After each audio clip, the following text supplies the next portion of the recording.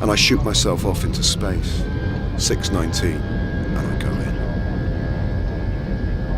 It was a hassle to get here, heavy rain. I get to the door, I'm carrying so much stuff.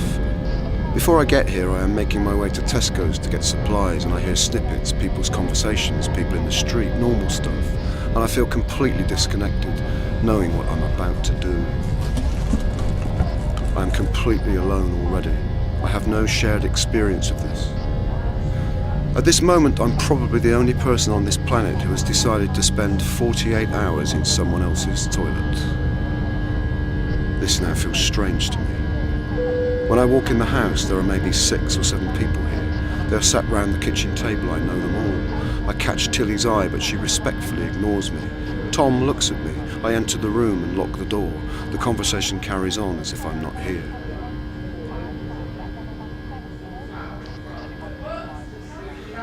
I am leaning against the door, lying on the floor. There are hot pipes running under the floor. I may cook in here. The enjoyment my friends are having in the kitchen, observed from this disconnected state, becomes a cacophony. I have spent a lot of time with these people, and this is hard. They are their usual funny selves, telling stories, having fun, but at the moment I so desire nothing more than silence. I am 2 hours in. Everything is sharper focused, my hearing, my sight. I have had a long day. I've eaten food. The only really comfortable position is lying on the floor. This room is smaller than I thought. Sleep. I dream, but I don't remember what. I've been in here now for 11 hours. This is not difficult for me. In fact, I now think I don't have enough time to do all the things I want to do. This room wasn't here. It was part of what is now the kitchen. There is a partition wall. The oldest untouched part of this room is the frieze on the ceiling. The frieze carries on through the wall. There is movement on the ceiling. There is life in here with me. I find it hard to be dramatic about this experience because there is no drama. Humans adapt beautifully. It's what they do. They make sense of the space they are in very quickly. We are a resilient species, and I believe anyone could do this. How much time do we waste doing the mundane? Years of our lives. 48 hours is nothing. The sound of the fan that goes on when the light is turned on isn't that bad. I feel safe. Isn't that all we want? However we get it. It doesn't matter, we just want to feel safe. Everything else is just luxury. If my mum feels safe, then that is the best we can do. I think that I have a memory of this feeling of safety from when I was very small. It is before anxiety and after anxiety. Safe. Small spaces are safe spaces. 7:01 a.m. Saturday. I hear birdsong. This is a delight. I now know that it's getting light outside, and as the light increases, so does the birdsong. I take some photographs. I know it sounds stupid, but it is an effort to move about in this space. I can hear someone upstairs. The toilet flushes, the plumbing roars and groans. I need to tidy my camp. An 8 a.m. chime rings over Norwich. I've been here for 14 hours. There are movements in the kitchen. Someone is making tea. I think it is Tilly. 8:15 a.m. Plates are singing as they're being stacked. Noisy tidying. I feel a bit dehydrated. I have some iced tea. This becomes a big event. I need to move about. I need exercise. Massive déjà vu, like I've dreamt about this. Pramina is away at the moment in Birmingham. She's home later on today, and I'm excited about this. I eat nuts. I stop chewing when someone comes downstairs. I'm decidedly uncomfortable. My back aches. I should move about. The postman delivers. I try to experience the darkness but fall asleep. I wake up at 11:26 a.m. There are little lights on the ceiling, flashing, undulating. I think it's my eyes playing tricks. Then I realise that I am inside a camera obscura. And the flashing must be the leaves on the trees over the road, passing through the glass above the front door. I dreamt about a crit. Julia asked me a question that she knows I can't answer, and all I can think as I stumble through an improvised, cobbled-together nonsense answer is, why are you asking me this? In this dream, I hear that Snake's dream is why the Beatles broke up. I also dream that I have left the room to go into the dream and have to return. I keep missing things. Someone comes back to the house. Tilly makes toast. I start thinking about the room and it starts to shift. The wall with the toilet where my feet are turns into the floor. It makes more sense. My brain in this recumbent position has begun to tell me that it's the floor. So it must be. Helena comes back and chats in the kitchen. She lets out noises of delight. I'm still not mentioned. 12:37 p.m. Saturday. Other people in the house are a distraction. I think that when there are people here, I try to be quiet, and that causes me great stress. When I'm really on my own, I phase out and I think creatively. When there are people here, I am on the outside. Tilly and Helena have just spent an hour and a half trying to decide what to make from a recipe book.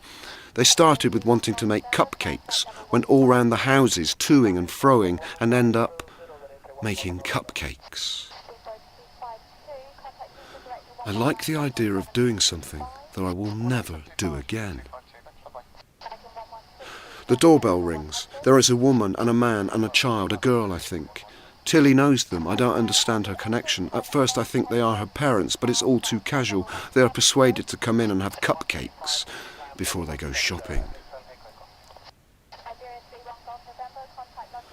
3:55 p.m. Saturday. I'm interested in the 2 days of daylight lost to me. I am cruising at 1040 miles an hour. I am time travelling, going into the future. The only catch to this time machine is it takes 48 hours to move ahead. 48 hours. Pramina gets back and asks whether she should say hi to me. Tilly and Helena respond with a no. 7:41 p.m. Saturday. It is getting hard now. I feel like I'm in here because I said I would. I feel like I've done what I set out to do, but I said 48 hours. I've done 26 hours. I feel now like I'm really dead. I'm nowhere. I've become a ghost of myself. I really don't want to be in here now. Have I done what I set out to do? I'm using sleep as a method of escape. Using sleep to speed up time. 31 hours in this room. Room to live. Space to live. I can no longer get comfortable. It's impossible. I'm losing track of what this is for. 1:18 a.m. Sunday. I am a cave dweller. I have discovered safety. Up high and warm, dry and safe. There is history to this. Seeking safety from a small space, I start thinking about Morrison shelters from the Second World War. There are people in Syria and Afghanistan and Palestine who are seeking shelter in small, safe spaces. It's raining. I can hear it. 7:15 a.m. Sunday. I am already planning my landing, but I still have 11 hours to go. I can't say that I've been bored during this. I feel like I've had too much to do. I have just been collecting flotsam and jetsam off the beach. I can hear those birds. The first light birds again. Surely they're late. 7:23.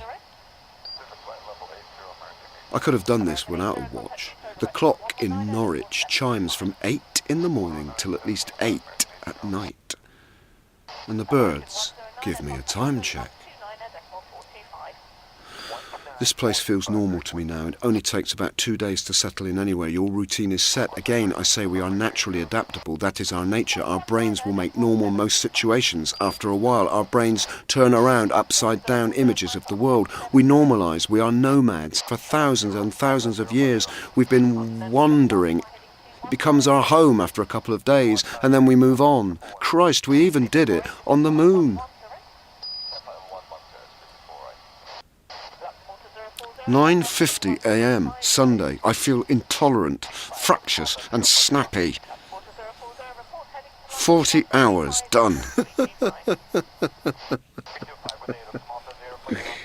10:37 a.m. Sunday. So I can't really be bothered with what's going on out there. It holds no fascination to me whatsoever. I have completely internalised. This space is more important to me than what is out there. 11:01 a.m. Saturday. I should have done 50 hours. I am pleased to have had this lost weekend, whatever the outcome. I haven't been bored. I quite enjoy my own company. The analogy with my mum's condition works well. I think that if you miss out too much of what is going on around you, either through misunderstanding or confusion, as my mum experiences with her Alzheimer's, then you tend to go into your own thoughts. It's easier. I think this is what she does. Her lucid thoughts are interrupted by us asking stupid questions, like, do you know who I am? Of course she does, and she's probably thinking about me right now. It's just that it's me from 30 or 40 years ago.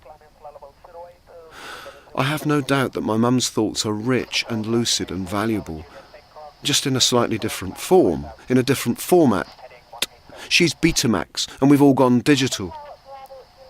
It's really our problem, that we think she is confused by us right now.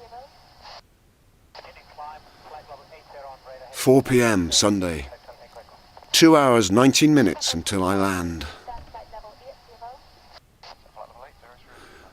4:18 p.m. Sunday. I chain myself to a radiator in a Beirut basement. I climb into the mind of my mum, but I'm in control. I can climb out of both at any time I choose, but I'm someone who does what he says, so stick it out. 2 hours to go. How did you spend your 48 hours? 1 hour, 19 minutes to go. 5 p.m. Sunday. I've got it. I make a blue plaque to go on the front of the house commemorating this piece of performance art. 48-hour long-haul flight. Happened here by the artist Adam T. Burton. 19th the 10th, 2012, till the 21st of the 10th, 2012. The plaque is a memory, a reminder, an elaborate post-it note, a bronze post-it note. This is about an entrance and an exit. 18:05 p.m. Sunday. 40 minutes to go. I leave the bathroom in the exact state I find it in. When I leave, if I see anyone, I will just ignore them. I am ready for the landing. I stand looking at my watch and it counts down to 19 minutes past 6. I unlock the door, walk down the corridor that leads to the front door. I unlock the front door. I see the outside for the first time in 48 hours. I see my wife's car pass the door as I open it. She pulls over. I open the boot. I put my things in, climb into the front seat and we drive off. The timing was perfect. My heart is beating fast and the streets are full of traffic. I am elated, stimulated by the movement, the space, the air, the cigarette. This feels like a getaway from a robbery.